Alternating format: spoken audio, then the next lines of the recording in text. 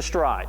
And this is where we get complicated because you got a few things going on at the same time here, and it can vary depending on how old and how good the kid is. If a kid is just starting out, it is perfectly okay for them to not stride at all, okay? If I swing at this batting tee here, I don't even have to stride forward, and you'll see that I can develop pretty good power. And I'm not even striding.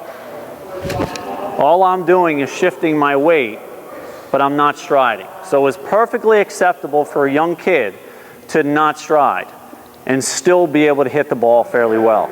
You guys probably all remember Gary Maddox from the Phillies. He never did a stride either. He always, growing up, playing ball, he always overstrided. And so he said, well, I'm not going to go anywhere if I keep doing that. I have to make an adjustment. So that was a big problem for him. So he just took it right out of the equation and just said, I'm just going to rely on my weight. And he was a major league player.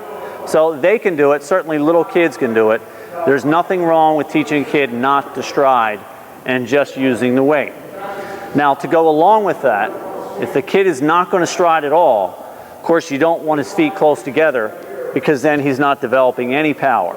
If he's in a good athletic position, his feet are wide, then it would be okay for him not to stride. He can still develop power if he's in that athletic position, okay? So perfectly okay for the younger kids or any kid who's having trouble lunging, like jumping at the ball. It's okay to tell them, don't stride at all. Just work on swinging without moving your feet. Not a problem. I wouldn't teach that to high school kids and beyond for the most part. They're beyond that. Little kids, not a problem whatsoever. But if a kid is going to stride, a couple things you want to be aware of and make sure he's doing it correctly.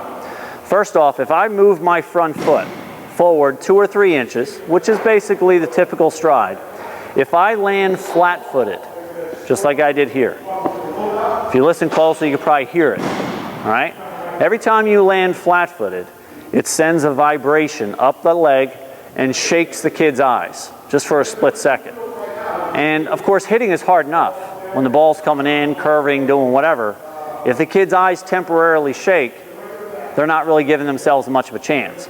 So something as simple as landing flat-footed can be some kids' problems by temporarily shaking their eyes. So here's how you combat that. When kids are striding, there's different ways of explaining it. You could say it's almost like touching or stepping on ice. If you land hard on ice, your foot's going to give out and you're going to fall. So you kind of tiptoe, okay? You kind of just feel for the ice. Other people will say it's like dipping your toe in cold water. You're just testing the water, okay?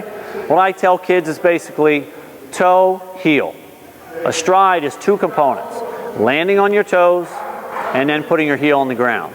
That creates a little bit of a shock absorber, a soft landing, so my head is able to stay still and not vibrate when I land flat-footed, okay? So it's another little thing that can be the difference between fouling a ball off and hitting it fairly hard, just landing softly, okay? But that's a little more complicated for kids to practice. And so again, with real little kids, no stride is okay, but if they are going to stride, toe, heel is fine. Just a couple inches is good enough. If you see kids are really striding far, then that's something you want to try to correct. Bring them back 2 or 3 inches there.